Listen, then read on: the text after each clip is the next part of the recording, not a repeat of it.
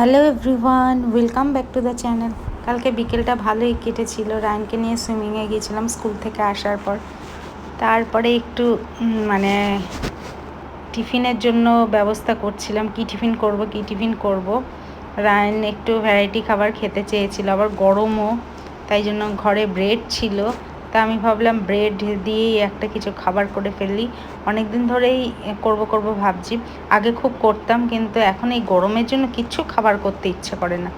তা ব্রেডগুলো এরকম piece piece করে কেটে নিলাম। কেটে নিয়ে ক্যারেট ছিল সেটা দিয়ে, আর পেঁয়াজ, এগুলো সব দিয়ে ভাজলাম। আর ওপরে অরিগ্যানো দিলাম, চিলি ফ্লেক্স দিলাম, লাস্টে টমেটো সস দিয়ে নাড়াচাড়া করে খেতে দিলাম। রায়ন বললো হেভি টেস্ট হয়েছে। ওর বাবাও অফিস থেকে চলে এসেছে, বাবাকেও এটা দিলাম, বাবাও পেয়ে খুশি। আর আমি ভাগ্যে পেলাম একটুখানি। আজকে ভিডিওটা ভালো লাগলে লাইক করবে, শেয়ার করবে। টাটা।